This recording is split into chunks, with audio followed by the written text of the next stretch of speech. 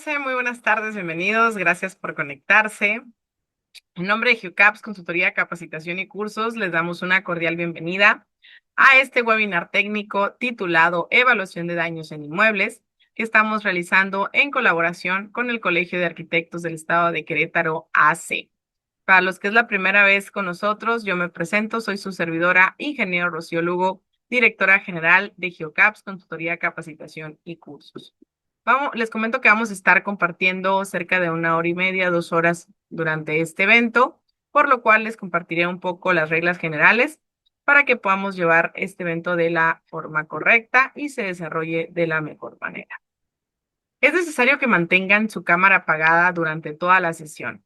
Tenemos que respetar los comentarios de los participantes y mantener el micrófono silenciado, a excepción de su participación al finalizar la sesión en el apartado de preguntas y respuestas. Cualquier duda, comentario o información adicional que requieran, pueden tomar nuestros datos o bien escanear con su celular el código QR y los enlaza a nuestro WhatsApp, donde los estaremos atendiendo para resolver cualquier duda. Sin más, les voy a presentar a nuestro ponente especialista del día de hoy. El ingeniero Ismael Hernández Hernández es ingeniero civil por el Instituto Tecnológico de Tehuacán. Cuenta con un diplomado en elaboración de memorias de cálculo estructural, además de capacitación en mejoramiento y difusión de tecnología sismorresistente para edificaciones en países de América Latina por la Agencia de Cooperación Internacional de Japón, además de capacitación sobre promoción de inversiones en reducción de riesgo de desastres a través del programa local RRD, también por la Agencia de Cooperación Internacional de Japón, el JICA. Cuenta con un diplomado en análisis y diseño estructural, así como también un diplomado en evaluación y reforzamiento de estructuras dañadas por sismo, un diplomado en explosiones e incendios, maestría en construcción y estructuras, es DRO en la ciudad de Tehuacán, Puebla. Se desarrolló como miembro del personal técnico de la Dirección de Dictámenes de Seguridad Estructural de Edificaciones Existentes en el Instituto para la Seguridad de las Construcciones en ISC de Ciudad de México. Actualmente se desempeña como subdirector de Prevención y Atención a Riesgos en Ciudad de México y forma parte del equipo de especialistas de GeoCaps Consultoría, Capacitación y Cursos. Ingeniero, adelante. Es un gusto y un honor que nos acompañe. Soy a la sala. Gracias por la presentación. Muy buenas tardes a todos. Bienvenidos. Es un gusto estar aquí con ustedes el día de hoy. Agradecer de antemano al Colegio de Arquitectos del Estado de Querétaro y a la empresa Geocaps por esta invitación. Es un gusto. Voy a permitirme compartir pantalla para poder platicar con ustedes respecto a este tema justo. Un momento, por favor, para que podamos iniciar. Les platico. El día de hoy tenemos la intención de poder presentar con ustedes un webinar gratuito sobre la evaluación de daños en inmuebles.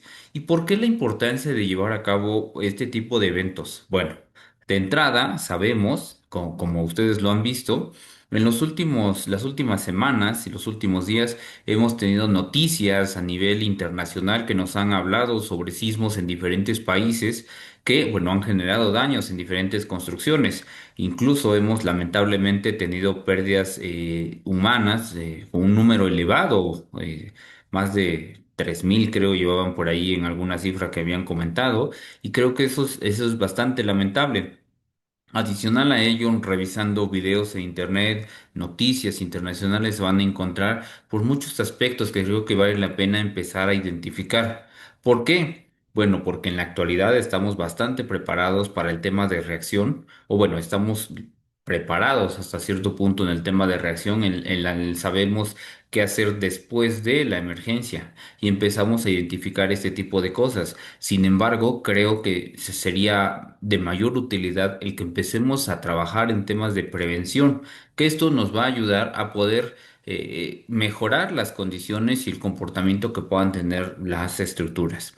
La intención de este webinar sí efectivamente es platicarles sobre el tema de evaluación de daños, pero no con la intención de prepararlos para un tema posterior a la emergencia, sino todo lo contrario, que empecemos a identificar este tipo de cuestiones para que entonces, cuando ya identifiquemos esto, pues podamos empezar a trabajar o tomar decisiones respecto a reforzar, rehabilitar, reparar dar mantenimiento a nuestros inmuebles o incluso hacer algo más para poder, justo como les comentaba, mejorar el comportamiento que pudieran tener nuestras edificaciones y alargar la vida útil de estas. Y en el caso de identificar alguna cuestión que sea importante de poder trabajar, acercarnos con los especialistas, con el ingeniero, el arquitecto, el DRO, el corresponsable, para que nos pueda decir cuál sería la forma más apropiada de trabajar con nuestros inmuebles.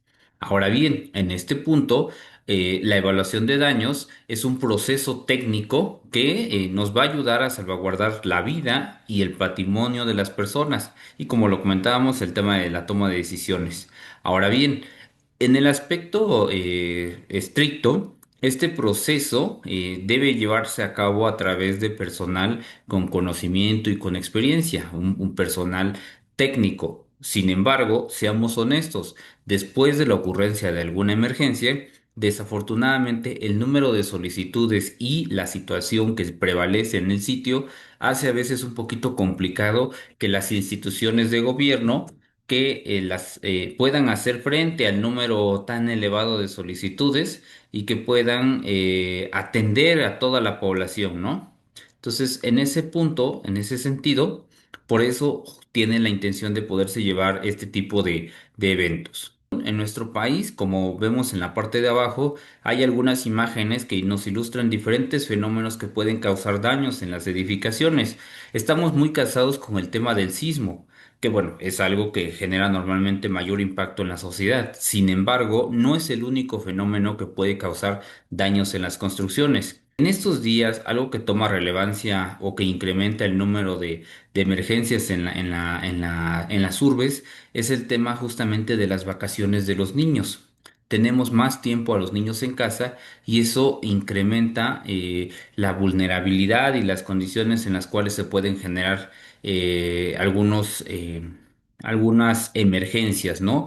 Por ejemplo, el tema de las explosiones en los departamentos o en las casas. A veces los niños andan jugando, se andan correteando, alguien llega a la cocina, abre la llave del gas y ya tenemos acumulación de gas y una chispa y ¡pum! Tenemos una explosión, ¿no? Entonces, ese tipo de situaciones son algo muy común que se presenta justo en esta temporada por las vacaciones. O también tenemos el tema de las lluvias, ¿no? Ahorita justamente estamos en temporada de lluvias y eso genera también daños en las construcciones. ¿Por qué? Bueno, hemos tenido reportes en estos últimos días de colapsos de algunas bardas, algunas losas. Esto se debe principalmente al tema de la acumulación y la saturación de material. Algunos sistemas de piso, como ustedes seguramente lo saben, están hechos a base de, por ejemplo, las bóvedas tipo catalana, ¿no? Que en la parte de arriba pues llevan un material de relleno. Y ese material de relleno, si la capa superficial está fisurada, está agrietada por la falta de mantenimiento, la falta de impermeabilización, pues provoca que durante la época de lluvia el agua filtre a través del sistema, se acumule agua, se genera un sobrepeso, una sobrecarga sobre el sistema de piso y termina fallando. Muchos de estos sistemas están sostenidos simplemente por vigas de madera. Estas a lo largo del tiempo, con el exceso de humedad, tienden a dañarse, a pudrirse, y obviamente pierden resistencia. En este punto, pues todo esto conlleva al deterioro y al daño de las edificaciones. Pero justo todo este tipo de condiciones que se dan derivado de la naturaleza y la interacción con la vida cotidiana, pues generan que las construcciones puedan tener este tipo de afectaciones. Y bueno, en este punto es importante destacar algo que a veces dejamos de lado, ¿no? El Reglamento de Construcciones para el Distrito Federal, en su artículo 231, establece claramente que el responsable de mantener en buenas condiciones el inmueble, pues es directamente el propietario. Voy a dejar de compartir justo para mostrar esta parte. ¿Por qué lo comento? Bueno, porque muchas veces la población en general como que tiene la idea de que es el gobierno o las instituciones quienes deben de garantizar la seguridad de los inmuebles. Sin embargo, pues eso no es cierto, ¿no? ¿Y esto a qué lleva? Bueno, lo comento porque en muchas ocasiones a las edificaciones se les deja de poner atención, se les deja de dar mantenimiento, pensando que el gobierno es el que va a venir y el que va a trabajar justamente en este tipo de situaciones, cuando no es cierto. Como les comentaba, pues el reglamento es claro en ese sentido. Tienen la obligación el propietario o el responsable o o el poseedor del inmueble de conservar en buenas condiciones el inmueble. Y en caso de que exista algún daño, pues debe de corregir o reparar esos desperfectos y evitar que se puedan presentar algunas situaciones. Aquí, por ejemplo, hemos tenido reportes donde se desprenden los acabados de las fachadas. Ahí recordemos que el director responsable de obra pues debe de especificar la forma de anclar o sujetar o de pegar las piezas o los materiales, revisar el tema de la adherencia de los materiales sobre la fachada y evitar que en algún momento se puedan desprender. Hablando justamente del tema de las fachadas, viene un poquito relacionado con el tema del viento, ¿no? Ahorita lo que comentábamos de la naturaleza, el viento que da sobre las fachadas. Se tienen reportes, por ejemplo, de vidrios rotos.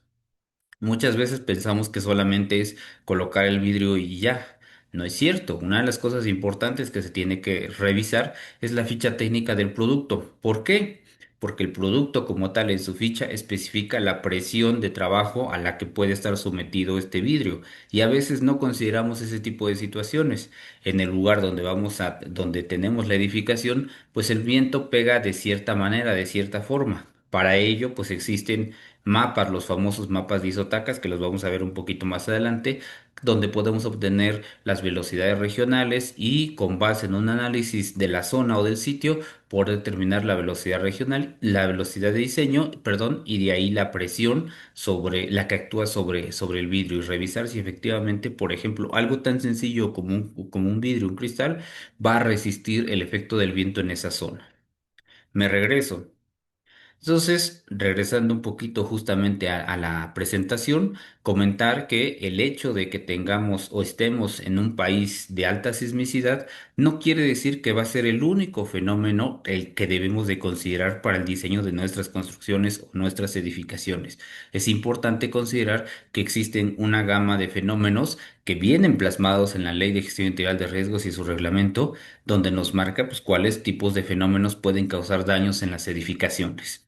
Y para ello, bueno, pues es importante hacer revisiones periódicas para identificar daños y empezar a trabajar sobre ellas.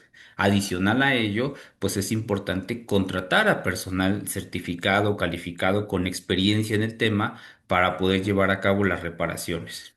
Derivado de los sismos que hubo en nuestro país y en Ciudad de México en 2017, salieron muchas empresas pues que se decían especialistas en los temas, ¿no? Y cuando encontrabas fisuras o agrietamientos, simplemente con colocar un repellado, ya decían que ya había quedado, ¿no? O incluso pintaban los muros y se puso por ahí de moda, igual que en el 85, la famosa pintura antisísmica, ¿no? Que mucha gente se dejó, bueno, se creyó justamente este tipo de situaciones y compraron pintura para reparar los daños en los inmuebles. Entonces, bueno, aquí es importante justamente contratar a personal certificado para llevar a cabo este tipo de reparaciones. En pantalla, ustedes van a ver los daños que pueden provocar los sismos. Estas son imágenes que corresponden al sismo de 2017. De antemano les ofrezco una disculpa por lo fuerte de las imágenes, pero creo que es importante justamente poder hacer conciencia en todos los profesionales sobre la construcción adecuada, cumpliendo con materiales, el tema de el mantenimiento, que es algo que nos ayuda muchísimo a mejorar el comportamiento y a alargar la vida útil de los inmuebles, ¿no? Ahí vemos, por ejemplo, construcciones de adobe, la primera imagen. Muchas veces tenemos la idea de que la construcción de adobe pues, es una estructura que no soporta y que no aguanta. No es cierto, la estructura de adobe, bien diseñada y bien construida, tiene muy buen comportamiento. Años atrás, en épocas pasadas, se construían edificaciones de adobe de 2 y 3 niveles y algunas incluso están de pie en algunos otros países.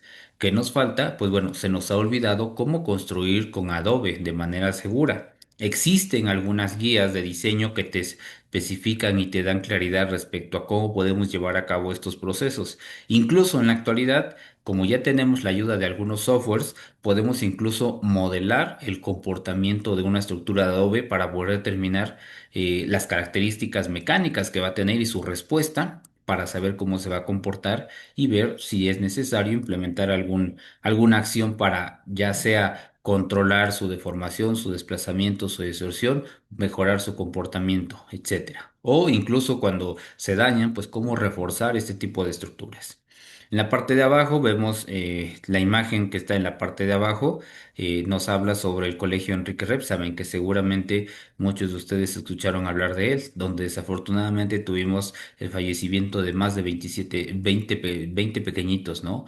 Que lamentable situación, al día de hoy sigue vigente este tipo de denuncias, porque al final, pues el hecho de que hayan encerrado al propietario y al director responsable de obra, eso pues no regresa a la vida de los pequeños, ¿no? Entonces, creo que sí es importante tomar conciencia, ¿no? Y que como profesionistas, como profesionales, no solamente generemos un documento o firmemos, a veces se firma por firmar, ¿no? Recordemos que el trabajo y la labor que hace un ingeniero o un arquitecto es vital para que las estructuras y, bueno, las personas puedan estar seguras.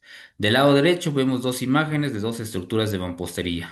En la parte de abajo, una imagen que ilustra, no digo que sea el caso, ¿no? Pero en muchas ocasiones en inmuebles de tipo habitacional, algo que pasa muy común es que los propietarios de los departamentos modifican los departamentos, demuelen muros, abren ventanas, abren puertas y eso reduce la rigidez de la estructura o incluso altera su comportamiento, ¿no? Generando efectos de torsión o fallas por cortante debido justo a la reducción de la resistencia que pudiera tener el sistema. En este sentido, es importante y algo que se ha promovido muchísimo a través de las autoridades es que cuando se identifique que algún vecino está haciendo este tipo de modificaciones, pues se informe a las autoridades para detener estos trabajos. Ahí entra mucho el tema también de el trabajo que hacen ingenieros, arquitectos con proyectos de remodelación. A veces pensamos que solo por remodelar un departamento pues no pasa nada, ¿no? No se cambia o no se altera el comportamiento de la estructura. Sin embargo, habrá que analizar qué tipo de intervenciones. A veces me ha tocado ver donde, por ejemplo, en algunos departamentos, el piso original era un piso de mármol y para no levantarlo porque lleva mucho tiempo, se deja igual y se coloca el famoso PSP, el famoso piso sobre piso. Es decir, la losa, el sistema de piso, ya tiene un peso, una carga muerta, que es el peso del piso original, pero le adicionamos un peso adicional por el nuevo piso que se le va a colocar. Y entonces eso puede cambiar o alterar el comportamiento. Sí, efectivamente, tal vez una estructura no se va a colapsar por media tonelada, ¿no? O una tonelada de peso, pero si le vas sumando algunos aspectos, adicionales, pues obviamente eso puede contribuir, no llegar al punto de falla, pero sí contribuir, ¿no? En algunas zonas, por ejemplo, como aquí en Ciudad de México, como la Merced, Tepito, Iztapalapa y algunos otros lugares, algunos departamentos que originalmente fueron planteados para ser de tipo de habitacional, cambian y se vuelven ahora de tipo comercial o incluso de almacenamiento. ¿Y esto que genera? Pues concentración de masas y alteración de los periodos de vibración de la estructura. Entonces, en ese sentido, justo es importante respetar este tipo de situaciones marcadas desde el diseño original. Les comentaba hace rato, es importante considerar que nuestro país está expuesto a diferentes fenómenos, aparte de las condiciones generadas en vivienda por la interacción de la sociedad y la vida cotidiana, pues tenemos, por ejemplo, fenómenos de origen natural que también pueden causar daños, ¿no? Ahí vemos, por ejemplo, tres mapas que nos ilustran. El primero es un mapa isotacas que está creado, publicado por el Instituto Nacional de Energías Limpias de la CFE, ¿no? Donde muestra las velocidades regionales que tenemos para cada zona con diferente periodo de retorno, ¿no? Ahora bien, del lado derecho tenemos dos mapas que nos representan la zonificación o regionalización sísmica de nuestro país, la clasificación de las cuatro zonas y vemos las placas, ¿no? La interacción que existe entre las placas tectónicas. En la parte de abajo vemos los registros de sismos que se han presentado a través de diferentes años y, bueno, donde han comentado justamente que el próximo sismo de gran magnitud que pudiera generarse pudiera haber sido de la brecha de Guerrero, ¿no? Aunque ya tuvimos un sismo proveniente de esa zona, algunos investigadores todavía comentan que pudiera ser de esa zona, ya que la energía liberada no fue suficiente como para liberar la presión en esa zona. Pero bueno, es parte de lo que comentan algunos investigadores. Es importante entonces entender justamente cómo se generan las condiciones de riesgo en los inmuebles para, en función de ello, empezar a trabajar justamente sobre este tipo de situaciones para implementar acciones y reducir el riesgo de desastres. El riesgo en una edificación va a estar dado principalmente por esta formulita que tenemos en la parte superior. Es una formulita conceptual.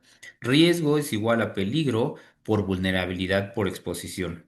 Y si vemos las definiciones que tenemos en la parte de abajo, cada una de ellas nos representa un componente. El riesgo van a ser los daños o pérdidas probables sobre un sistema expuesto. El peligro o la amenaza es la probabilidad de ocurrencia de un fenómeno potencialmente dañino en un lapso de de tiempo dado, ¿no?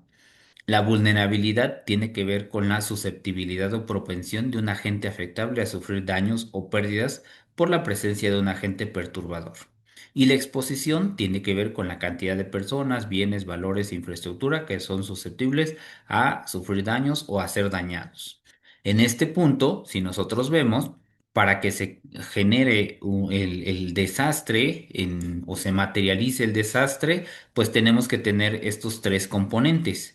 El peligro, la amenaza. Hablamos, por ejemplo, del sismo o del viento, ¿no? Pensando en fenómenos de origen natural. Aquí, en la vulnerabilidad, la susceptibilidad o propensión tiene que ver con esas condiciones que hacen susceptible o vulnerable la construcción. Vean, por ejemplo, la imagen, alcanzamos a ver una construcción deficiente, irregular en planta, en altura, falta de elementos de confinamiento, mala calidad de los materiales, hay por ahí un volado, bueno, varias condiciones que son o hacen vulnerable a esta construcción, a esta edificación. Y por último, que sería la exposición, tiene que ver con, pues, la cantidad, por ejemplo, si hablamos de esta edificación, de esta vivienda, pues hablaríamos de las personas que viven al interior de la misma, sus bienes, sus pertenencias, los muebles, los recursos económicos que tengan dentro del inmueble, pues van a ser las condiciones de exposición que al final la interacción de estos tres me puede generar el riesgo, y si el riesgo se materializa, pues puede ser incluso llegar al colapso de la edificación y se pierden estas condiciones, ¿no? Entonces, en ese punto y en ese sentido es importante identificar todos estos elementos en las edificaciones para poder trabajar y reducir el riesgo existente en las mismas. Si yo identifico, a lo mejor sobre el peligro no puedo trabajar, dado que al día de hoy pues todavía no podemos predecir la ocurrencia de un sismo. Pero si yo reviso el tema de vulnerabilidad, puedo identificar que existen condiciones que hacen vulnerable esta construcción. ¿Qué tengo que hacer? Pues primero hacer una revisión estructural y determinar qué acciones tengo que hacer. Reforzar, meter columnas, rehabilitar, reparar algunas zonas, demoler incluso algunas partes de la construcción para mejorar su comportamiento. Pueden ser condiciones que me reduzcan el nivel de vulnerabilidad y con ello el nivel de riesgo. La exposición, pues no la podemos igual modificar porque imagínense que tú vas a un viaje a Cancún o a Acapulco y que bajes el nivel de confort de una edificación. Pues imagínense pasar sus vacaciones en un lugar donde no tiene cero condiciones de habitabilidad, ¿no? Entonces, la exposición por un tema de confort no lo podemos sacrificar tanto, pero sí podemos incidir mucho sobre el tema de vulnerabilidad. Las condiciones de vulnerabilidad, por ejemplo, en este caso de tipo estructural, serán importantes para reducir el nivel de riesgo existente en las edificaciones. Y bueno, ahí justamente será importante identificar estos factores que pueden alterar o afectar la vulnerabilidad estructural de las edificaciones. En pantalla vemos 5 aspectos importantes que pueden alterar esta condición de vulnerabilidad. ¿Salen? Aspectos de tipo geométrico, constructivos, estructurales, de entorno y de suelos. Ahora bien, de estos aspectos, en el primero que hablamos de aspectos geométricos, están relacionados con condiciones de vulnerabilidad estructural. Estas condiciones de vulnerabilidad estructural tienen que ver con la geometría de la estructura, ¿no? Que puede ser ya sea, por ejemplo, irregularidad en altura, irregularidad en elevación, falta de columnas, entre pisos con mayor altura, falta de continuidad de los elementos estructurales, la construcción de una edificación sobre una ladera, que me provoque, por ejemplo, alturas irregulares en columnas, pues todo eso genera condiciones irregulares dentro de la misma edificación. O algo que también es muy común, los aspectos constructivos que tienen que ver, por ejemplo, con la mala calidad de los materiales, la falta de supervisión del DRO, del constructor, no sé, no seguir los planos estructurales, incrementar la cantidad de acero de refuerzo, no respetar juntas, bueno, aspectos de tipo constructivo, ¿no? No hacer buenos colados, buenos vibrados, buenos curados en el concreto, todo eso contribuye a la vulnerabilidad en la construcción. Aspectos de tipo estructural, aquí va un poquito más relacionado a no contener o no tener un buen criterio de diseño estructural o no tener planos, un proyecto estructural, no considerar el buen comportamiento de la estructura, no considerar las cargas reales al que va a tener la estructura, materiales, pesos, etcétera. Pues bueno, todo esto también altera o afecta a estos aspectos de vulnerabilidad. El entorno, como lo es la topografía, lo que ya comentábamos, que compres tu predio en una ladera, ¿no? A lo mejor y dices, pues los terrenos últimamente se han vuelto bastante caros y a veces pues no alcanza el recurso para comprar un terreno en un terreno, en una zona plana, y pues ni modo, te toca comprar en alguna ladera. Bueno, será importante identificar cómo se encuentra el terreno, porque si es una zona, por ejemplo, protegida, o es una zona donde existen las famosas barrancas o barranquillas donde se evidencia que en algún momento bajó agua de alguna corriente, pues recuerden que la naturaleza tiene memoria. Si por algún lugar pasó en algún momento agua, seguramente va a volver a pasar, ¿no? Lo que conocemos como los famosos periodos de retorno. Entonces, cuidemos ese tipo de situaciones y mejor ahí ni nos metamos, buscar en otro tipo de zonas o adquirir créditos o otro tipo de financiamientos para comprar en una zona con menor vulnerabilidad, ¿no? Suelos, bueno, pues ahí también no podemos modificar mucho este tipo de condiciones, ¿no? A lo mejor compramos nuestro terreno y resulta que es un terreno blando, fangoso, arenoso, arcilloso, altamente compresible. Pues creo que lo más recomendable sería llevar a cabo algunos temas de investigación en el subsuelo, el famoso estudio de mecánica de suelos o el estudio geotécnico para ver las condiciones mecánicas del terreno y en función de ello proyectar una cimentación apropiada y adecuada para el tipo de terreno sobre el cual se está desplantando y construyendo la edificación. En pantalla también vemos algunas de estas recomendaciones geométricas, ¿no? Lo que les comentaba, que tienen que ver con la irregularidad de las construcciones. Irregularidad en planta, que tiene que ver con estas formas geométricas. Por ejemplo, aquí vemos una forma en T, una forma en L, en U, en cruz, otro tipo de formas complejas, ¿no? Hay irregularidad en altura también. Vemos la continuidad de elementos estructurales. Aquí, por ejemplo, un nivel de planta baja muy flexible, solamente tenemos cuatro columnas y en los niveles superiores tenemos más columnas y muros. Es decir, tenemos una zona muy rígida en la parte superior y una planta baja débil en esta planta, ¿no? O vemos, por ejemplo, discontinuidad en los elementos. Aquí, por ejemplo, las traves están interrumpidas y obviamente esta columna puede tener problemas de esbeltez, ¿no? Algunas aberturas en algunos diafragmas, luego en algunas construcciones no se cuelan las losas completas o son muy alargadas y entonces a lo mejor el diafragma en vez de comportarse como un diafragma rígido se cambia su comportamiento y se vuelve flexible por pues la longitud que tiene, ¿no? La relación largo-ancho. O vemos, por ejemplo, aquí como esta construcción, plantas bajas inusualmente altas, esta doble altura o esta altura, a diferencia del resto de la edificación, me va a provocar efectos igual de esbeltez en las secciones y puede ser generar incluso fallas en las mismas columnas, ¿no?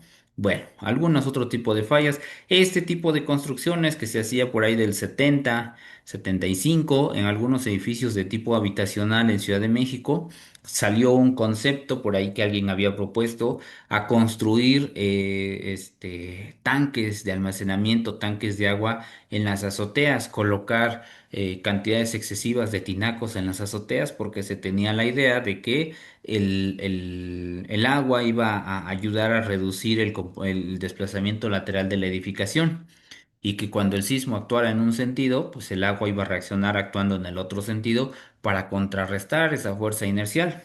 Pero pues realmente lo que hacíamos es generar mayor carga en la edificación, ¿no? En algunas construcciones, incluso algunas llegaron a fallar por la aplicación inadecuada de este criterio, ¿no? Y bueno, algunos otros conceptos, como vemos el último, edificios construidos sobre laderas. Ahí, por ejemplo, en estas columnas pequeñas, podemos generar incluso fallas por columna corta. Y bueno, ¿qué más tenemos? Aunado al tema de construcción, vean estas dos imágenes. En la primera imagen que vemos, alguien comentaba en alguna ocasión si esto pudiera entenderse como una construcción con aislamiento sísmico, ¿no? O qué tipo de construcción sería esto, ¿no? A veces la percepción del riesgo es algo que contribuye a este tipo de situaciones, ¿no? A veces es un poquito difícil, ahora sí, como dicen, ¿no? Difícil de creer que la gente no perciba el riesgo al que está expuesto, ¿no? Y el constructor, ¿no? El que también se atreve a hacer este tipo de situaciones, pues también, creo que es lamentable este tipo de condiciones, ¿no? Entonces, pues de entrada habrá que estabilizar el terreno para poder desplantar una edificación adecuada. Esto pues en un sismo, pues sí, un sismo, por ejemplo, en un movimiento puede fallar la estructura, generar agrietamientos importantes, pero esto principalmente debido a un mal desplante, ¿no? El riesgo y este tipo de cosas las generamos nosotros. Por eso dicen que el riesgo es una construcción social. Nosotros construimos el riesgo, nosotros construimos los desastres por este tipo de situaciones, ¿no? O sea, si desde el inicio empezáramos a contratar a un ingeniero, un arquitecto, un DRO, un corresponsable o personal con experiencia, pues de entrada esto les diría pues, que no se puede hacer, ¿no? O la imagen del lado derecho, donde esta persona aprovecha la instalación de un poste de luz para sobre ello ampliar su construcción. Díganme ustedes si es algo lógico que pudiéramos tener. Pues no, la respuesta sería no, es obvia la respuesta. Sin embargo, pues existe y está ahí. Entonces, mucho de esto se debe principalmente a la falta de regulación, la falta de aplicación del reglamento y que las instituciones de gobierno a veces tampoco están al pendiente de este tipo de situaciones. Pero pues no dejemos toda la responsabilidad y toda la carga a las instituciones de gobierno. ¿Qué pasa con el propietario? ¿Qué pasa con el constructor, el DRO? O sea, creo que es importante empezar a tomar nuestra responsabilidad sobre este tipo de situaciones y lo que está en nuestro alcance, pues empezar a hacerlo, ¿no? Otro aspecto importante que, bueno, lo comentábamos, tiene que ver con la parte constructiva. El ingeniero Eduardo Torroja, un ingeniero español, comentaba y decía que las construcciones se comportan como son construidas y no tanto como son diseñadas, ¿no? ¿Y esto por qué? Pues bueno, porque muchas veces tú proyectas algo en tu análisis y resulta que a la hora de plasmarlo, pasarlo del plano a la realidad, pasa una cosa completamente diferente, ¿no? Ya en sitio, a veces el constructor, el dueño, modifica. ¿Por qué? Porque la sala se ve muy pequeña, porque este espacio quedó muy grande, que porque esto no me gustó, que la ventana hay que hacerla más grande, cosas de ese tipo. Al final resulta siendo una construcción diferente a la que originalmente se había proyectado. Y eso pues puede cambiar, ¿no? Comentábamos el tema de la construcción. Vean, por ejemplo, en la imagen que voy a marcar de este lado con la flechita, vemos un agrietamiento importante que parte de la esquina. Resulta que cuando hicimos la revisión, en esta esquina identificamos que se trataba de mampostería reforzada interiormente y al buscar el refuerzo, identificamos que la celda sí estaba el acero vertical, Pero ¿qué creen? La celda nunca se rellenó con concreto, con mortero. Solamente el acero no va a trabajar en conjunto con la estructura. No había una buena conexión y teníamos alrededor ahí fallas en el drenaje, rupturas en el drenaje, lo que había provocado ya el asentamiento de la edificación, la deformación de la cancelería y otras cosas. Pero bueno, al final todo inicia por una falta de construcción adecuada, ¿no? O vean todo esto que vemos aquí, el vaciado del concreto con una dosificación inadecuada en el concreto, ¿no? A veces también pensamos que el sobrecargar el concreto con cierto agregado, pues puede ser que la estructura se comporte mejor y a veces estamos en un error, ¿no? O estas locuras, ¿no? Que a veces el colocar tantas mangueras en un muro, pues de entrada para poder bajar este tipo de mangueras, seguramente cortaron el acero de refuerzo de la dala para poder bajar este tipo de varillas, ¿no? Metieron esta caja y hicieron una ranura de diagonal. La norma de mampostería nos dice primero que para hacer ranuras debemos separar estas al menos 50 centímetros del castillo. Esa es la primera recomendación. La segunda nos dice que nuestra ranura no podrá sobrepasar más allá de un cuarto del espesor del muro, que bueno, si ustedes ven ahí en pantalla, pues esto atraviesa la totalidad del muro. Y otra recomendación es que todas las ranuras deben ser verticales, que bueno, aquí vemos que pues esto no pasa, ¿no? Esta es diagonal. Adicional a ello, vemos la mala calidad del pegado de las piezas, el mal junteado, las juntas tienen algunas un ancho, otras otro tiene, bueno, diferente espesor las juntas, no están totalmente rellenas, falta el dentado del muro. Vean, ya sacamos 7, 8 observaciones en una sola imagen. Y si empezamos a analizar el resto, seguramente nos vamos a encontrar con condiciones similares. Luego a veces las ranuras que hace el electricista, el plomero, pues bueno, generan daños importantes en los muros porque luego quieren atravesar el muro completo, ¿no? O del lado derecho, por ejemplo, esta imagen que colaron esta dala, pero ¿qué creen? Hasta aquí es concreto. Todo lo demás es un polín de madera que pusieron ahí y que está colado trabajando con el concreto, ¿no? Entonces, creo que sí es lamentable este tipo de situaciones, ¿no? La mala calidad, la pésima calidad en la mano de obra, pero todo esto contribuye a los daños en las construcciones, ¿no? Y aunado a ello, pues todo el tema de que a veces pues construimos sin ningún criterio, ¿no? Estas imágenes siempre se las pongo como tema de reflexión para muchos compañeros en algunos cursos que imparto, justo con la intención de que vean, pues que son construcciones existentes, ¿no? Algunas son en nuestro país, algunas no son, pero aún así, pues bueno, existen estas construcciones y si nos damos una vuelta por nuestra colonia, por nuestro municipio, seguramente en las zonas un poquito rurales vamos a encontrar este tipo de construcciones. Y esta, por ejemplo, me llamó la atención, es una construcción que está en Ecatepec, en el Estado de México, en una zona pues bastante transitada, bastante comercial. De hecho, pertenece a un ingeniero, ¿no? Y en algún momento comentaban y preguntaban, lo entrevistaron por ahí, hasta una entrevista con el dueño y él decía que la construcción está bien, que así fue planeada. Pues bueno, creo que no es el caso, ¿no? Pero algo que pasa mucho con la vivienda mexicana. Inicias con una construcción pequeña, que es justo lo que tenemos aquí, y de ahí, pues viendo las necesidades de espacio, se van incrementando, construyendo sobre las marquesinas, ¿no? Que es algo que pasó, por ejemplo, en esta construcción. Vean que cada nivel que crece, van construyendo sobre las marquesinas, ¿sí? Entonces, esto prácticamente es como si fuera un péndulo invertido. En pantalla les estoy mostrando esta guía rápida que publicó en algún momento la Coordinación Nacional de Protección Civil y el CENAPRED, el Centro Nacional de Prevención de Desastres. Incluso hay un pequeño video justamente del doctor Oscar López Batis que se las voy a compartir para que la puedan revisar, donde hace la presentación de esta guía. La verdad es que me llamó bastante la atención y se las quería compartir por lo siguiente. Voy a dejar de compartir y me voy a ir a esta guía. ¿Por qué se las quería yo compartir y por qué se las quería yo mostrar? Bueno, por lo siguiente. Ustedes ven ahí una guía que nos habla sobre revisión de vivienda. Y muchas veces, seguro alguno de ustedes dirá, oye, yo no voy a revisar nada más viviendas, voy a revisar edificaciones. Totalmente de acuerdo. Si tú entiendes el concepto de empezar a revisar viviendas y lo puedes trasladar a un concepto de revisión ya de edificaciones de 4, 5, 6 niveles, ¿no? Eso es importante. Ahora bien, la guía rápida es un instrumento que está planteado y está propuesto para la población en general, para ingenieros, para arquitectos, con la intención de brindar alguna herramienta rápida y clara del proceso de evaluación.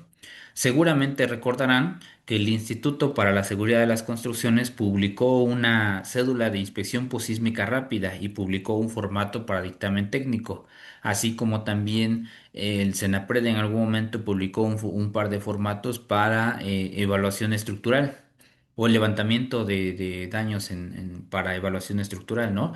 También ahorita se los voy a mostrar. Y algunas otras instituciones han publicado algunas guías rápidas para revisión de viviendas. Esta fue una de las que más interesante me pareció. Eh, Nuevamente, aquí tenemos esta guía, pero hay otro tipo de guías. Por ejemplo, vean esta otra. Esta nos habla sobre autoconstrucción en vivienda y está publicada tanto por Senapred como Conave e Infonavit. Y también me gustó mucho cómo manejan algunos conceptos. Sin embargo, a veces algunas personas interpretan este tipo de guías pensando en que pues ya son las guías para poder construir y ya no ocupan al ingeniero, al arquitecto, ya no se asesoran, cuando estas guías no sustituyen como tal la participación del profesional técnico, ¿no? Creo que es importante comentar y destacar ese tipo de situaciones. Ayudan al tema de orientación, pero no son, la construcción de viviendas y de edificios no son recetas de cocina que podamos tomar de una guía y de ahí aplicarlas a nuestra construcción, ¿no? Entonces, eso es algo importante que tenemos que dejar claro con la demás población. Todas estas guías que tengo aquí en pantalla se las voy a compartir para que ustedes las puedan tener. ¿Sale? Y bueno, bueno, este se los comento posteriormente. Este es del sismo de Venezuela. El reporte preliminar de daños que publicó la Sociedad Mexicana de Ingeniería Sísmica, pero eso lo vemos un poquito más adelante. Un poquito de el alcance o la finalidad que tiene la guía es básicamente proporcionar información a las autoridades, al personal, a la población para revisión de inmuebles y ver pues hasta dónde podemos justamente identificar algunos tipos de daño. Si ven, la guía es bastante sencilla, no está tan complicada. Nos dice, hay grietas verticales en una esquina o más de un cuarto de una vivienda que tenga abertura en toda su altura de muros de piso a techo y que pase la luz a través de ella. Pues ven, una fisura vertical que alcanza la altura total de la edificación y pasa la luz a través de ella. ¿Sí o no? No, pues sí. Perfecto. Pues ahorita vemos a ver de qué se trata. Hay grietas en forma de X en al menos dos muros de alguno de los cuartos de tu vivienda y ahí vemos justamente cómo se podrían ilustrar este tipo de grietas, ¿no? Y algunos ejemplos que nos ilustran este tipo de daños en las edificaciones. Ahorita vamos a aterrizar todos estos conceptos, ¿eh? Solamente se los estoy manejando de manera general porque así vienen en la guía, pero lo vamos a pasar un poquito a una parte un poquito más técnica. ¿Hay grietas en el suelo de tu vivienda y alrededor con algunos desniveles? ¿Sí o no? ¿Cómo se podrían interpretar estos desniveles? Tal como lo vemos aquí en las imágenes, ¿no? ¿Tu vivienda o sus muros están inclinados, desplomados o perdieron verticalidad? ¿Sí o no? Y ponemos ahí si sí o si no, ¿no? Y aquí al final viene el formato de inspección posísmica, que justo esto que acabamos de ver aquí, bastante sencillo, viene aplicado aquí en la cédula, ¿sí? No es una cédula tan compleja, pero creo que es importante empezarla a difundir. Ahora bien, me regreso a la presentación. La cédula como tal que viene ahí plasmada, pues es esta que ustedes ven aquí en pantalla. La recorté y la dejé en dos partes para que pudiera ser más visible. ¿Qué daños voy a revisar en mi vivienda, en mi edificación? Al principio, la sección uno nos habla sobre datos generales del inmueble. En la parte 1.1, vamos a decirlo así, vienen los materiales de muros y de techos o de cubiertas. Y ojo, esta guía trae un lenguaje un poquito más cotidiano, porque no está diseñada específicamente para que ingenieros o arquitectos la puedan aplicar, o DROs y corresponsables, sino incluso en algunas ocasiones la propia población en general o los primeros respondientes. Recordemos que el primer respondiente puede ser personal de bomberos, puede ser el de protección civil, un policía, el responsable de mantenimiento del inmueble o incluso los propios vecinos que hagan la revisión de sus inmuebles. Entonces, pues obviamente los conceptos deben ser un poquito más claros para ellos. Y a lo mejor algunos conceptos nosotros no los vamos a ver tan técnicos, pero la intención es que esta guía se pueda aplicar justamente para evaluación de inmuebles de viviendas pequeñas. El estado de la edificación y nos dice el tema de las grietas. Y ojo, si ustedes observan, la guía ya nos habla, o la cédula ya nos habla de espesores o de aberturas. Nos habla aquí de 5 milímetros como tal, ya nos da un parámetro. Oiga, ingeniero, ¿y cómo voy a medir esa fisura, esa abertura? Bueno, lo puedes medir con la regla, tu regla, con tu flexómetro, o incluso existen los famosos fisurómetros o grietómetros que los podemos comprar. Te vale, por ejemplo, el IMSIC te vende uno, vale como 35 pesos y lo puedes ocupar para medir estas grietas. Aún así, nuevamente recalco lo que había comentado con anterioridad. Este tipo de revisiones no sustituye en nada la intervención del corresponsable en seguridad estructural o del director responsable de obra. Nos sirve como un tema de acercamiento para poder informar a las autoridades si mi vivienda, si mi edificación tiene o no tiene daños. ¿Por qué? Esto es importante. Existen diferentes etapas en el proceso de evaluación. La primera es esta que estamos viendo, que es la evaluación temprana o estimación temprana de daños, que la lleva a cabo el primer respondiente. Si tú identificas daños en tu inmueble, ¿qué vas a hacer? Generas la cédula y vas a la institución, en este caso, por ejemplo, Protección Civil, y lo reportas. Protección Civil va a revisar y va a ver que sí tienes daños. Por ejemplo, si tuvieras daños, programa con personal técnico la inspección técnica al inmueble. ¿Qué pasa si no? Bueno, simplemente toma tu cédula, la registra y la tiene ahí de conocimiento.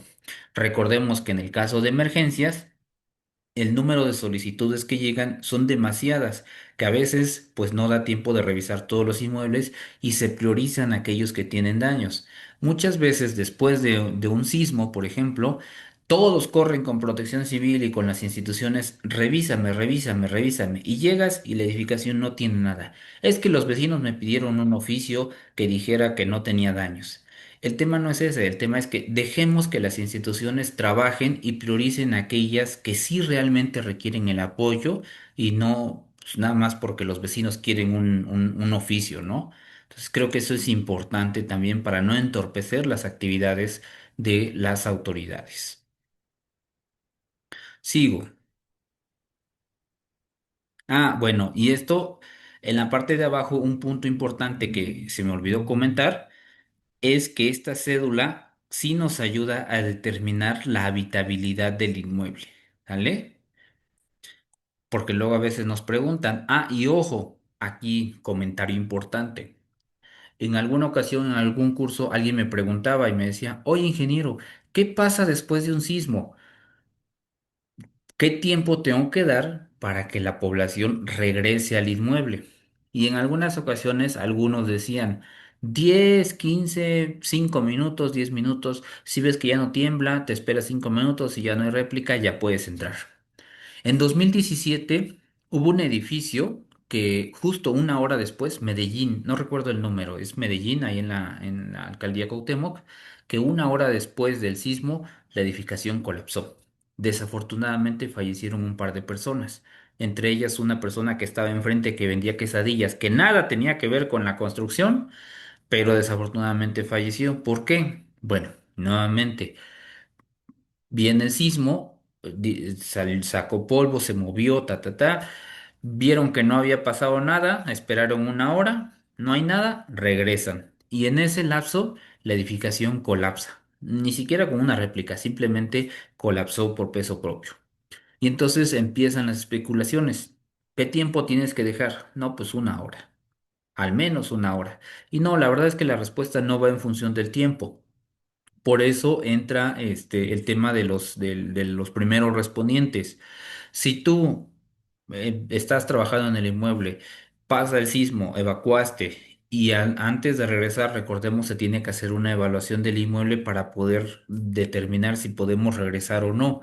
Si desde el exterior identificas cancelería deformada, vidrios rotos, desprendimiento de acabados, fisuras, grietas, inclinación de la edificación, no entras. Determinas que hay daños en el inmueble y mejor que venga Protección Civil y que lo revise. Pero si tú revisas desde el exterior, no hay daños, pues entramos y empezamos a revisar al interior cómo se encuentra la construcción. Adentro descartaremos si hay o no hay daños y si hay o no condiciones para poder regresar al inmueble. Pero es importante priorizar nuestra seguridad. Primero yo, después yo y al último yo. Si desde el exterior ya identifiqué daños en la construcción, ya no ingreso y que venga mejor el especialista y que haga la revisión correspondiente. ¿Qué tipos de daños nos vamos a encontrar? Bueno, en pantalla ustedes observan solo algunas de las posibles que se pueden encontrar, no son todas, pero adicional a ello también es importante comentar. Esto no lo va a determinar el primer respondiente. Esto lo determina el ingeniero, el arquitecto, el DRO o el corresponsable. Incluso a veces, en algunas ocasiones, al propio ingeniero, al DRO o al corresponsable le cuesta trabajo identificar este tipo de fallas. Y a veces el primer respondiente quiere clasificar la falla. Es importante que si no tenemos el perfil, si no tenemos la preparación, no intentar averiguar o intentar adivinar qué tipo de falla se presenta, porque a veces la mala clasificación de los daños puede generar una mala intervención en las construcciones. Si yo identifiqué daños, los reporto, que venga el DRO y él que revise y que diga qué tipo de falla es la que se está presentando. Ahora bien, fallas generales que o que podemos encontrar, vemos ahí, por ejemplo, en muros o en columnas, las famosas fallas por pandeo. Fallas en columnas por columna corta. Esto se da muchas veces en escuela, ¿no? Tenemos una restricción y no permitimos que la columna se pueda desplazar lateralmente. Fallas por flexión o por cortante en traves, fallas por deslizamiento en muros, tanto de mampostería como en muros de concreto, fallas por tensión diagonal o por corte. En el caso de estructuras de acero tenemos fallas por pandeo local, pandeo lateral, fallas por flexocompresión, fallas por punzonamiento o penetración. Esta última que ustedes ven en la parte de abajo, es algo que se dio mucho en el 85 con las famosas losas planas, ¿no? Lo que era la falla por penetración o punzonamiento que se debía principalmente a una falta de resistencia a corte de la sección porque no tenían traves, era la losa conectada directamente a la trave. Por eso como que bueno, se veía justamente cómo la columna intentaba penetrar sobre la sección de losa y bueno, para eso, para contrarrestar este tipo de situaciones e incrementar el peralte de la sección, se construían los famosos capiteles y ábacos. Después, cuando se hacían las revisiones en aquellas construcciones que no tenían ábacos ni capiteles, se construyeron algunos con estructura metálica. O algunos otros nuevamente con estructura de concreto, se hicieron barrenados, se hizo el armado y se volvieron a construir, pero ya eran adicionales y eran para tema de reforzamiento. Aún así, algunas construcciones siguen con este tipo de sistemas, ¿no? Entonces es importante pues empezar a trabajar con la identificación de posibles afectaciones en las edificaciones. Entonces, nuevamente, estas son solamente algunas, no son todas las que nos vamos a encontrar. Pero esto, pues bueno, lo determina nuevamente el ingeniero, el arquitecto, el DRO o el corresponsable en seguridad estructural. El primer respondiente que va a revisar, bueno, en este proceso de estimación inicial o evaluación inicial de daños o inspección inicial de daños, algunos le llaman evaluación, pero realmente no tiene un carácter de evaluación, porque el primer respondiente normalmente no tiene el perfil técnico para poder llevar a cabo esta identificación de daños. Pero bueno, en el caso del primer respondiente, lo único que va a hacer es identificar si el inmueble o no tiene daños. ¿Qué tipo de daños? Por ejemplo, vidrios rotos. Vidrios rotos que se hayan generado con el evento. Esto es importante comentarlo. A veces, cuando ocurren algunos eventos, eh, la población tiene la idea de que el gobierno va a activar algunos seguros y que les puede rehabilitar, reconstruir o remodelar la casa, ¿no? Y entonces viene el sismo y todo el mundo reporta, es que con el sismo se rompieron mis ventanas, mis vidrios, es que esa fisura de ahí no estaba. Y tú vas a verla y resulta que tiene un buen de polvo y hasta telarañas y arañas con hijos y bisnietos tienen ahí las arañas, ¿no? Pero ellos te dicen, no, es nueva y ahorita se hizo con el sismo. Entonces, bueno, es importante reportar los daños que se hayan ocasionado por el evento. Vidrios rotos, ventanas o puertas que no abran bien y nuevamente que no abran bien porque la cancelería se haya deformado, no porque tiene óxido y no la han abierto en 10 años y pues ya se pegó la puerta, ¿no? Pintaron y pintaron con la ventana cerrada y ya no abre, ¿no? No, que identifiquemos que efectivamente hay una deformación de la cancelería y esto impida que abra bien la puerta o la ventana, ¿no? Bueno, cancelería deformada que ya comentábamos, desprendimiento de algunos acabados, losetas agrietadas o dañadas, ¿no? Grietas o fisuras en elementos estructurales y no estructurales, estructuras inclinadas, colapsos totales o parciales de algunas estructuras, fugas de tuberías, etcétera. Entonces, cuando nosotros identifiquemos este tipo de daños en los inmuebles, pues reportemos a Protección Civil para que sea Protección Civil quien lleve a cabo las revisiones correspondientes. ¿Sí? Si hay fallas, se requiere que se haga una inspección detallada. Ahí como tal, pues lo comentábamos, tiene que ser el DRO o el corresponsable quien lleve a cabo este tipo de revisiones. Incluso Protección Civil entra antes de la evaluación detallada. Protección Civil hace la evaluación rápida de daños y en caso de daños se lo pasa ya sea al Instituto para la Seguridad de las Construcciones, el DRO o el corresponsable para la evaluación detallada. Y si hay que hacer un proyecto de rehabilitación o reforzamiento, normalmente quien los hace sería el corresponsable en seguridad estructural. En Querétaro existen estas dos figuras. ¿Qué daños vamos a reportar? Pues bueno, aquí es importante estos conceptos. No todos los manejan igual. Quiero hacer esa aclaración y esa precisión.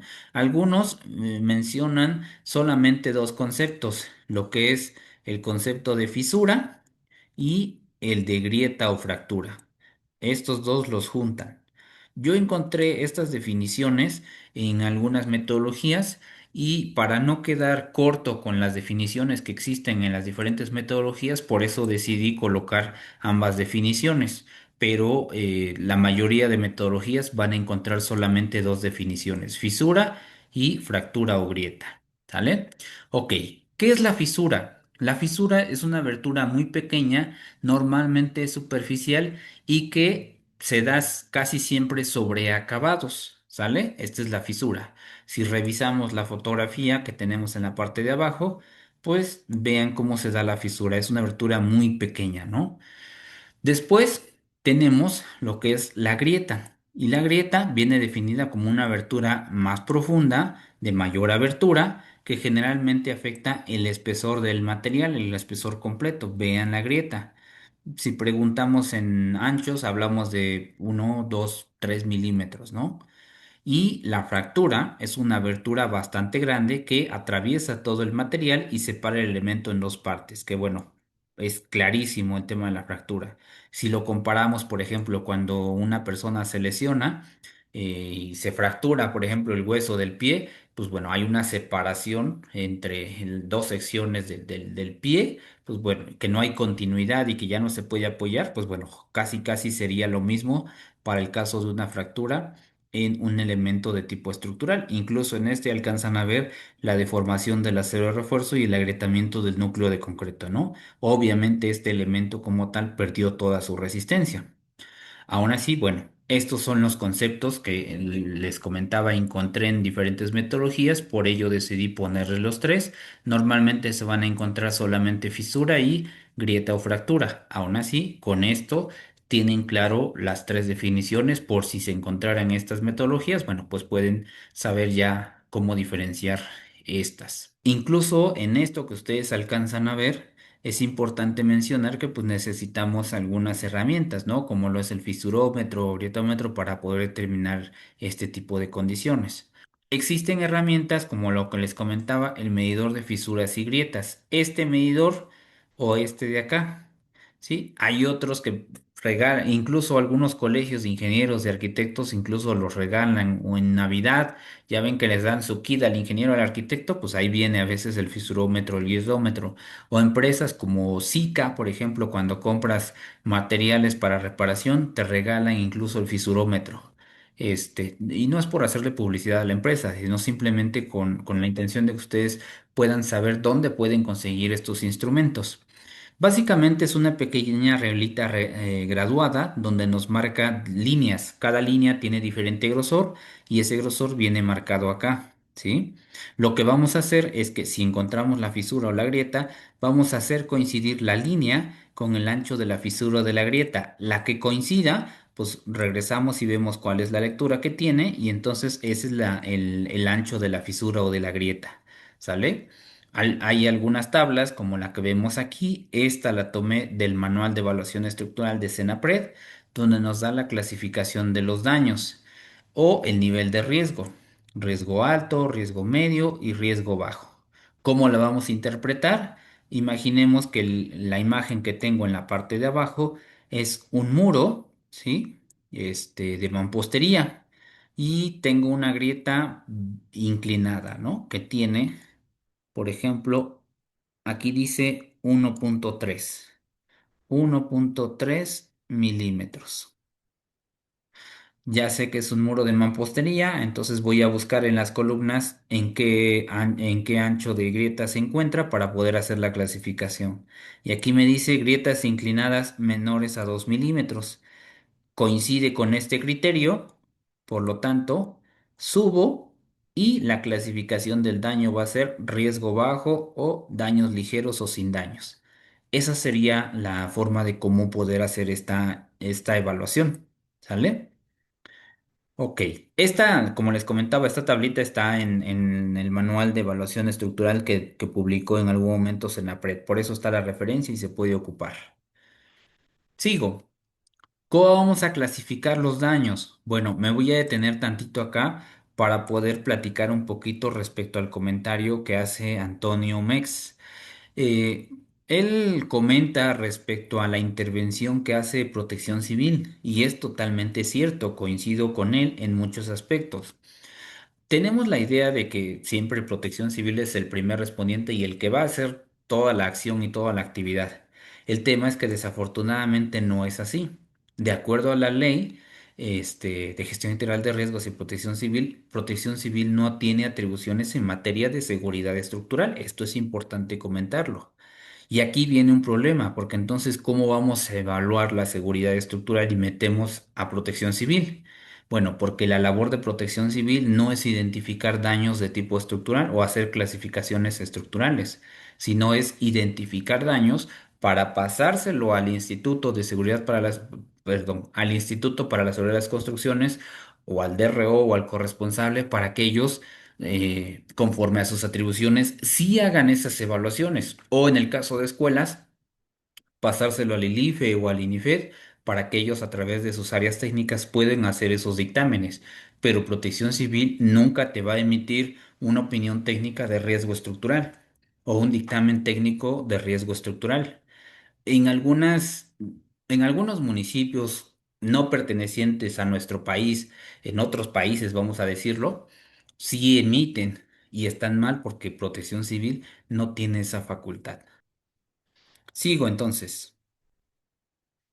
Ah, bueno, y otra cosa es que pues a veces la población ya tiene la idea de que Protección Civil hace de todo y pues cualquier cosa que pasa, vamos a ver a Protección Civil. Y pues bueno, como los manuales administrativos dicen que estás obligado a atender a la población, pues ni modo, te toca ir aunque no tengas ni idea de lo que está pasando, pero pues ya ahí va Protección Civil. Y nuevamente, con todo respeto para todos, ¿no? Pero a veces necesitamos fortalecer las capacidades de nuestro personal y de las áreas de Protección Civil. Sigo. ¿Cómo se clasifican los daños? Bueno, los daños los vamos a clasificar como daños de tipo estructural, daños de tipo no estructural y funcional. Los daños estructurales pues están relacionados con aquellos que van afín a los elementos estructurales, como columnas, traves, losas, y estos pueden poner en riesgo la estabilidad o la seguridad del inmueble. Los daños de tipo no estructural están relacionados con elementos no estructurales, ¿no? Por ejemplo, todo lo que son acabados, cancelería, puertas, vidrios, mobiliario, instalaciones eléctricas, hidráulicas, sanitarias, son elementos de tipo no estructural. Y por último, los daños funcionales, que van relacionados con la operatividad del inmueble. ¿Qué pasa si tenemos daños estructurales? Pues el inmueble no puede ocuparse, ¿no? Por el tipo de daño que se presenta. En el caso, porque se compromete su estabilidad o su seguridad estructural. En el caso de elementos no estructurales, puede ser que el inmueble, su estructura esté sana, esté bien, esté intacta, pero el hecho de que, que haya daños en los elementos no estructurales, pues puede generar condiciones de no habitabilidad. ¿A qué me refiero con esto? Por ejemplo, si hay tubería de gas dañada y que me provoca fuga de gas, pues es obvio que no puede ocupar el inmueble. Pero ¿qué pasa, por ejemplo, si se dañan las instalaciones eléctricas, o si se desprende el falso plafón, o si se caen muros divisorios de tabla roca? Pues a lo mejor estructuralmente esté bien, pero al hecho de que haya muros colapsados de tabla roca, pues genera una condición insegura dentro del inmueble. Entonces habrá que determinar la condición que tenga el edificio en función de los daños que pueda presentar esta edificación, ¿no?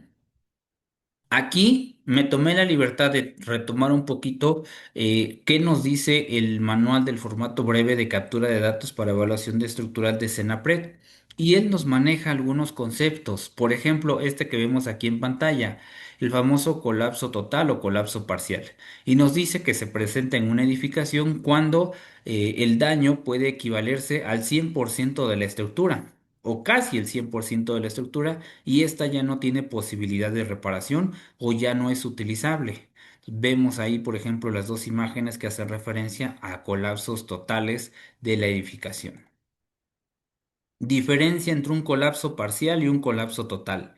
Un colapso total, pues casi el 100% de la construcción queda inutilizable y un derrumbe parcial habla de que solo una sección de la estructura o de la construcción colapsa y el resto de la estructura queda de pie, que vemos ahí con claridad esta diferencia entre derrumbe total y derrumbe parcial. Vemos, por ejemplo, aquí lo podemos clasificar como un derrumbe parcial, de acuerdo a la definición, que una parte de la construcción colapsó. ¿Qué pasó en esta edificación? Falló por la famosa planta baja débil. Aquí teníamos una planta adicional, pero por la falla en las columnas de planta baja se pierde toda la planta baja, ¿no? Y aunque la estructura queda de pie, pues queda inutilizable, pero aún así, conforme a la definición, toda vez que una parte de la edificación está de pie, pues se considera como derrumbe parcial. Obviamente se va a ir un tema de demolición, pero bueno, ya será otra cuestión. Aquí tenemos edificación separada de su cimentación. Igual, por ejemplo, aquí falla por planta baja débil, pero se desplaza la edificación y queda fuera del eje de la misma. No está conectada. La estructura queda en un lado y la cimentación queda en otro lado, ¿no? Entonces sufre un desplazamiento con respecto al eje de la cimentación. Inclinación notoria de la edificación. Vean estas dos imágenes. La primera me ilustra un muro, ahí vemos, y una pérdida de verticalidad notoria.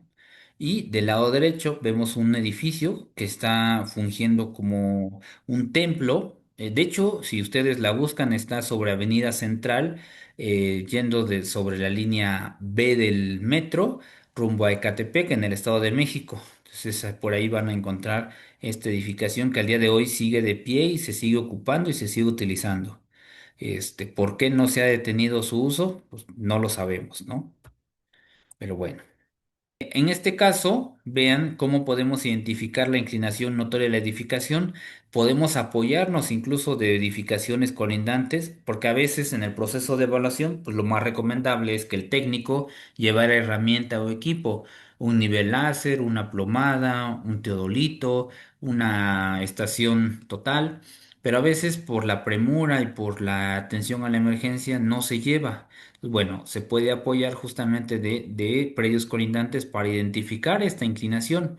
Vemos en la parte de abajo la separación de los dos edificios, una separación bastante considerable y en la parte superior están prácticamente pegados, ¿no? Entonces hablamos de una inclinación de la edificación.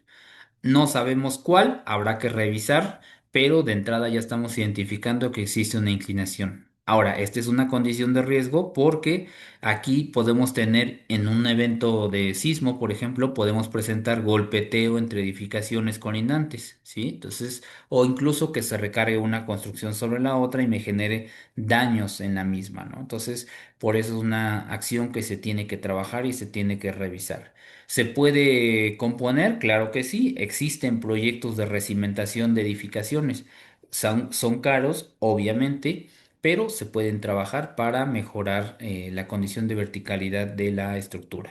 O se revisa, incluso en ocasiones es muy caro en renivelar y a veces se refuerza, se rigidiza la estructura para reducir su desplazamiento y evitar golpeteos con la otra edificación. Se intervienen ambas para reducir ese desplazamiento y evitar el golpeteo.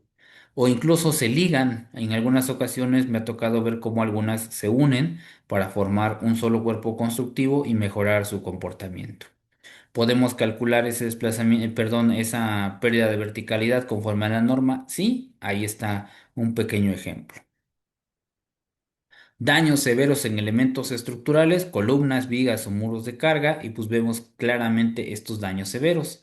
Vean el edificio del lado izquierdo, se alcanza a ver justo todos los daños se concentran prácticamente en planta baja. Vemos un agrietamiento importante en la columna de planta baja y el colapso de algunos muros. Algunos pueden ser muros divisorios, pero al final estaban conectados a la estructura principal y pueden proporcionar rigidez o resistencia al sistema. Al perder estos muros, pues habrá que revisar cómo se va a comportar la nueva estructura y aquí, por ejemplo, será necesario apuntalar porque recuerden que después de un sismo vienen las réplicas.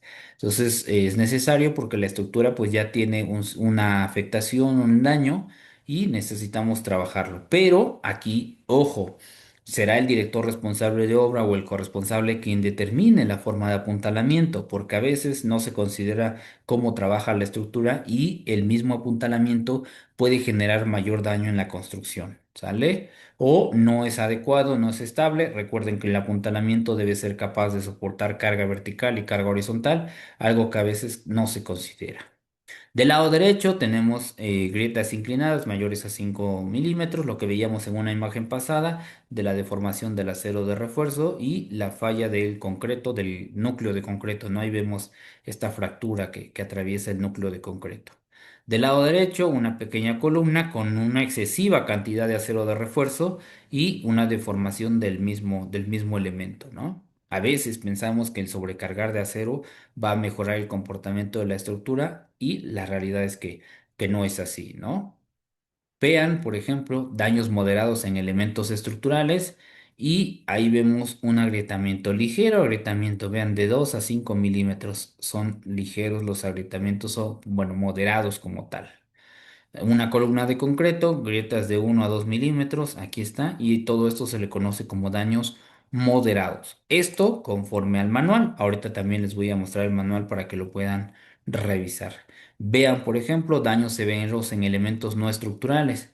Oye, ingeniero, pero pues aquí se cayó el muro. Sí, efectivamente, pero si nosotros revisamos, el muro no estaba conectado a la estructura. Si ustedes alcanzan a ver en la parte superior, aquí es donde debería existir evidencia de que estuviera conectado y si se dan cuenta está completamente liso. No hay material producto del muro. Eso me indica que entonces el muro no estaba conectado porque no llegaba a la parte superior y aquí vemos un castillo. Hay una separación también en la esquina. Eso me indica que el muro es un muro que trabajaba como muro divisorio. Lo pusieron muy pegado y probablemente en el desplazamiento absorbió o ayudó a disipar energía y por eso se agrietó, porque no estaba diseñado para eso, pero bueno, al final ayudó y mantuvo la estructura de pie. ¿Qué me dice eso? Pues tengo que revisar toda la estructura para ver cómo va a reaccionar y seguramente la voy a tener que reforzar. Tengo una planta baja flexible. Bueno, perdón, daños moderados en elementos de tipo no estructural y veo, por ejemplo, desprendimiento de vidrios, de elementos de fachada. Y aquí un comentario que creo que lo hacía yo antes de entrar a la presentación. Cuando viene un sismo, tenemos que hacer procesos de evacuación en algunos inmuebles, pero habrá que analizar el entorno, porque a veces el entorno pues es un poquito más delicado. Salimos y encontramos todos los edificios de alrededor son altos y tienen vidrios y cristales, y muchos de ellos no tienen micas o películas antiastillante y antiestallante. Entonces, generamos mayor condición de riesgo si salimos y evacuamos el inmueble a quedarnos al interior. Obviamente, pues por eso es importante y se recomienda las revisiones exhaustivas de los inmuebles para saber que estos van a estar en buenas condiciones. Ahorita con lo que pasó con Venezuela, muchos edificios, viendo algunos recorridos de algunos compañeros que anduvieron allá, muchos edificios quedaron de pie y quedaron intactos. Haciendo la inspección, pues los vecinos comentaban, pues es que contratamos al ingeniero, nos cobró caro, pero el edificio se quedó de pie. Y entonces caes en cuenta que el problema que surgió es que a veces no había un diseño, que mucha gente, y algo que pasa también en nuestro país, es que contratar a un ingeniero o un arquitecto lo ve más bien como un tema de gasto y no como un tema de inversión para cuidar su patrimonio y su seguridad. Entonces, bueno, regresando a este contexto, en los edificios habrá que analizar estas condiciones porque vean, al exterior hay árboles, postes, cables de luz, fachadas de cristal, de vidrio y desprendimiento de algunos acabados, ¿no? Imagínense si se cae una de estas placas sobre una persona, pues ya, ahí quedó. Vean desprendimiento de algunos acabados o en alguna al interior muros divisorios completamente agrietados. Daños en instalaciones eléctricas, pues ahí vemos tanto en hidráulicas, eléctricas y sanitarias. Obviamente estas imágenes son de daños en instalaciones al exterior, pero bueno, al interior también nos podemos encontrar daños en las instalaciones. Ahí vemos, por ejemplo, fugas después de un sismo. Algo que pasa muy recurrente es justamente el desplazamiento de tubería. Incluso a veces se degollan, se despegan y generan o se mueven y me generan deformación de la tubería o incluso fugas, ¿no? Se degollan los tornillos y aquí en las bridas, por ejemplo, pues hay fuga o aquí se desacoplaron los tubos y pues también, ¿no? Por el movimiento que hubo, se desacoplan los tubos o aquí igual, pues vean ya tenemos fuga, deformación de la tubería y algunas fugas que se pueden presentar. Por ello, después de un evento, pues es importante revisar también las instalaciones. Vemos ahí en pantalla grietas en el terreno. Estas como tal corresponden al sismo del 2017 ahí en Tláhuac. Vean una deformación de casi 40 centímetros en el terreno. Y esta es del aeropuerto Benito Juárez, ¿no? Del aeropuerto internacional. Deslizamiento de taludo corte, ahí vemos justamente estas condiciones de deslizamiento. Vean, tenemos diferentes tipos de taludes, pero bueno, al final también son susceptibles a deslizarse o a remoción de masas o movimiento de masas, ¿no? O de macizos rocosos. Entonces, igual analizar en dónde está tu edificación para ver las condiciones del sitio o de la zona. Pretiles, balcones u otros objetos en peligro de caer, ¿no? Y ahí vemos el desprendimiento de algunos acabados y algunos plafones, algunas galletas que se desprendieron. Comentábamos hace rato, al principio, al inicio de la presentación, el hecho de que una galleta se desprenda no quiere decir que la estructura está en riesgo, ¿no? Pero sí pone en riesgo a las personas. Imagínense que va a entrar una persona y se le cae un pedazo de ahí de la placa de yeso o de este lado una galleta, pues a lo mejor y no lo duerme, pero pues sí le saca un chichón, ¿no? Entonces, en este tipo de zonas, pues hay que confinarlas para que no se pase hasta que en tanto el área de mantenimiento venga y repare, ¿no? Caída de elementos falsos, bueno, en este caso falso plafón. Este fue una plaza, la primera imagen es una plaza en Monterrey por una fuga de agua, ¿no? Ahí se desprende también el falso plafón. Esto tenía que ver, creo que con el huracán Otis también, ahí en Acapulco, Guerrero. Nuevamente, no pone en riesgo la estabilidad del inmueble, pero pues sí las condiciones de habitabilidad.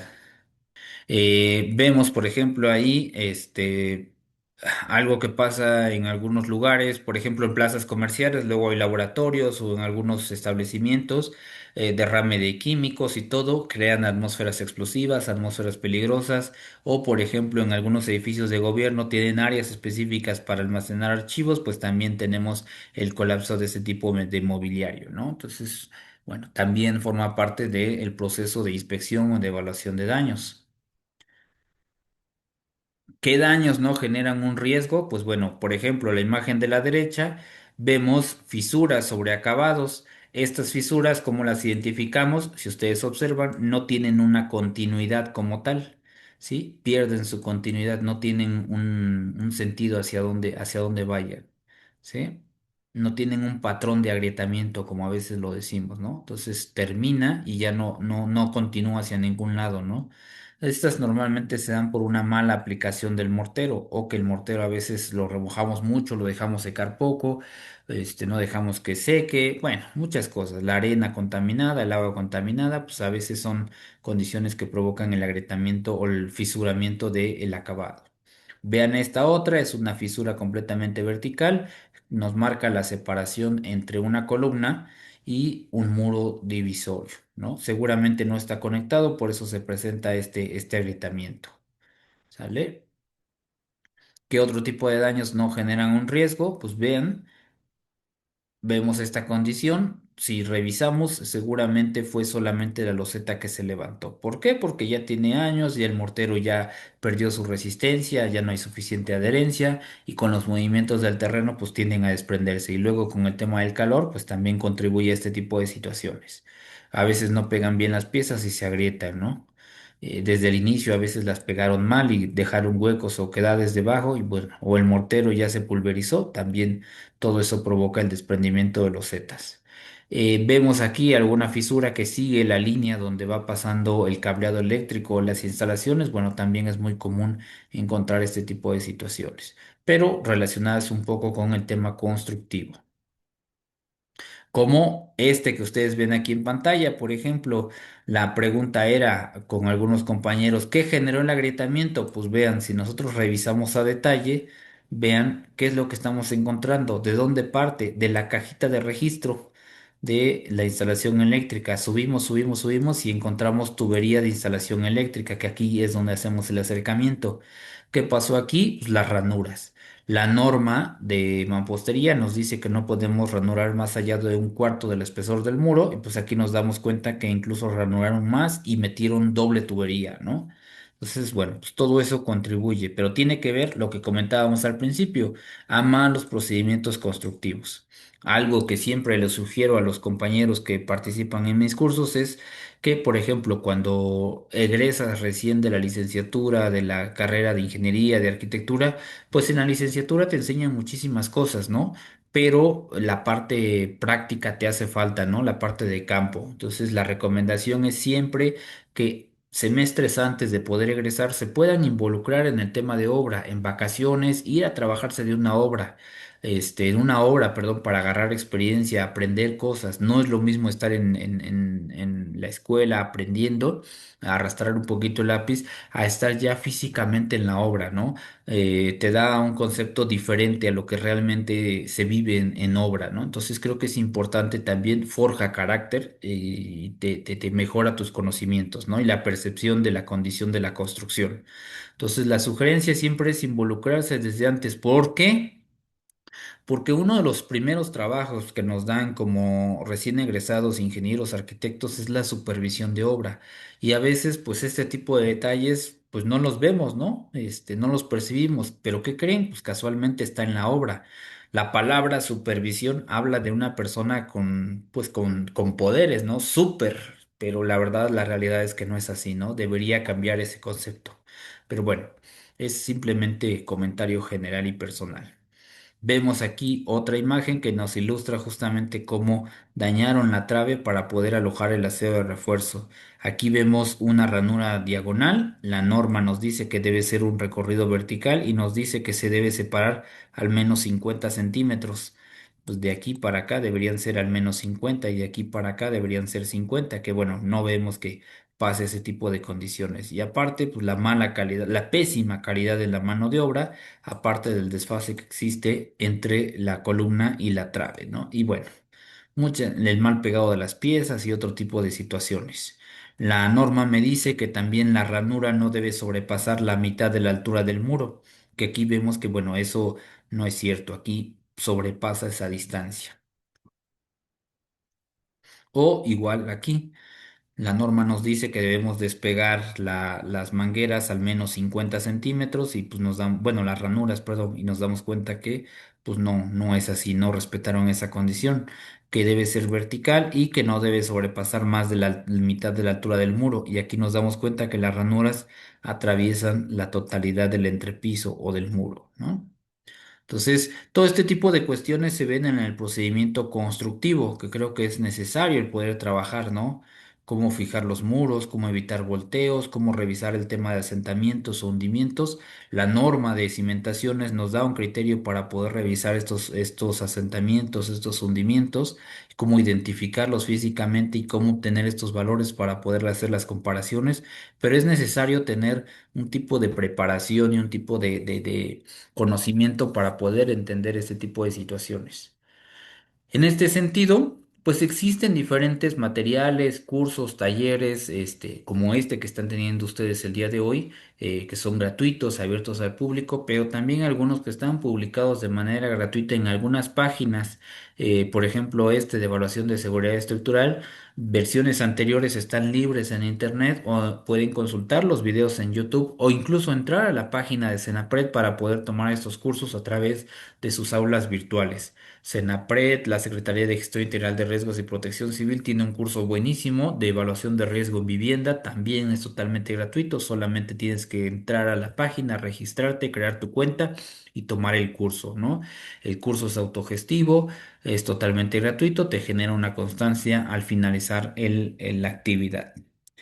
En este punto, pues nada más destacar, creo que esto es importante, el reglamento de construcciones a través de sus diferentes artículos y sus diferentes apartados trae un capítulo específico sobre los criterios de diseño estructural. Y en el artículo 146 y 147 nos habla de las construcciones, ¿no? De la importancia que tiene y de tener sistemas estructurales adecuados, ¿no? Que puedan permitir esta transmisión y este flujo de cargas desde el último nivel hasta la cimentación, ¿no? Que los elementos se deben de diseñar para que en ningún momento pues sobrepasen las demandas de diseño, ¿no? Hablamos de los famosos estados límites de falla y los famosos estados límites de servicio, que en el caso de que identifiquemos este tipo de situaciones, pues bueno, reportarlo, informarlo para que el personal calificado, certificado, pues pueda llevar a cabo la inspección y la determinación de las acciones a realizar en este tipo de situaciones, ¿no?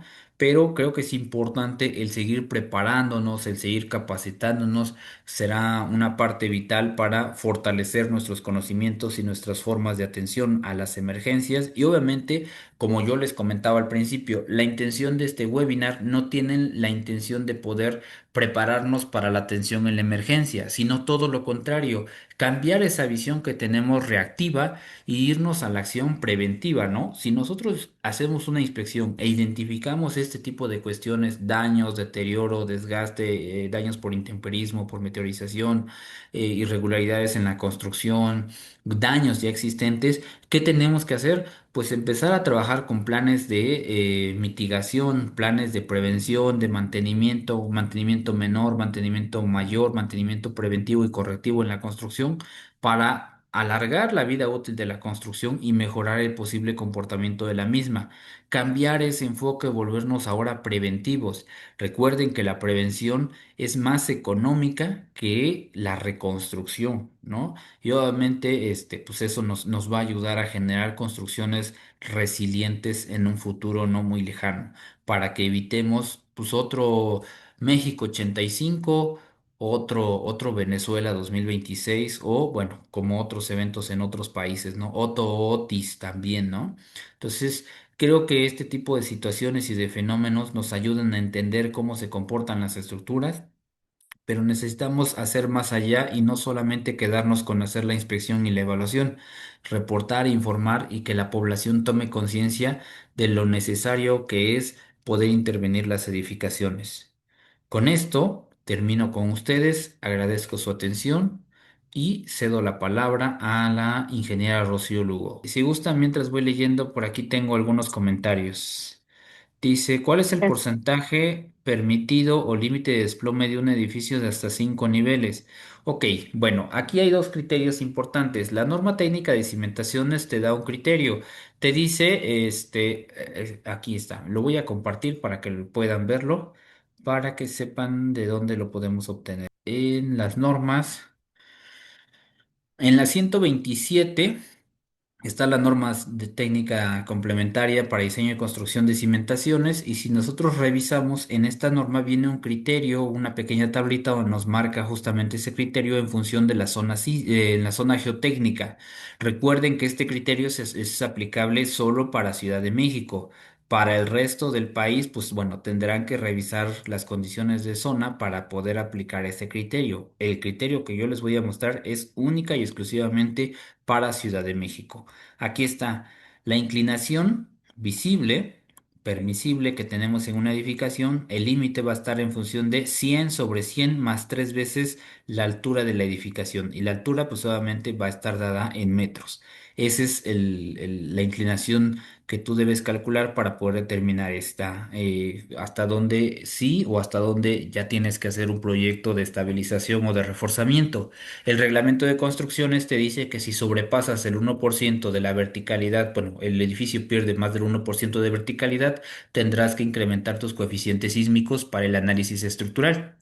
¿Vale? Espero que con eso hayamos dado atención a tu pregunta, Alex.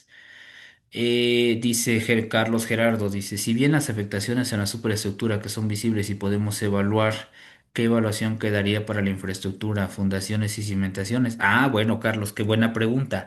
Ahí recuerda que también podemos hacer calas para poder ver la cimentación. Inspección ocular de entrada te ayudaría a identificar desplome de la edificación, asentamientos, hundimientos diferenciales, pero podemos pasar también a través de calas o incluso poder hacer, por ejemplo, sondeos, no sé, también, por ejemplo, sondeos eléctricos, pasar el georradar también para poder determinar en qué condición se encuentra el terreno y la cimentación. También podemos hacer ese tipo de investigaciones. Y bueno, nuevamente, todo esto no es descubrir el hilo negro, todo esto ya existe en la bibliografía, en los reglamentos, en las normas. Entonces, solamente se trata de repasar un poquito lo que ya tenemos para poder aplicarlo a nuestras estructuras. Nada más aquí me gustaría un segundito. Aquí está.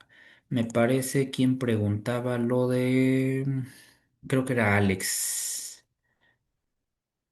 Sí, Alex García, nada más para complementar la respuesta para que quede clara. En el artículo 181 del Reglamento de Construcciones dice que para la revisión de la seguridad estructural en edificaciones que estén inclinadas más del 1% de su altura, se incrementarán los coeficientes de diseño sísmico, según lo que establece la norma, ¿no? Ahí lo que comentábamos. Perfecto. Pero nada más era para que tuvieras la referencia de dónde tomamos el dato. Ok, perfecto, Inge Rocío. Ya no hay más comentarios. Le cedo la palabra. Muchísimas gracias a todos por su participación. Gracias siempre por seguirse capacitando y sobre todo pues el interés y darse el tiempo de compartirlo con nosotros. Ingeniero Ismael, muchísimas gracias siempre por su disposición. Y bueno, quedamos atentos a cualquier duda.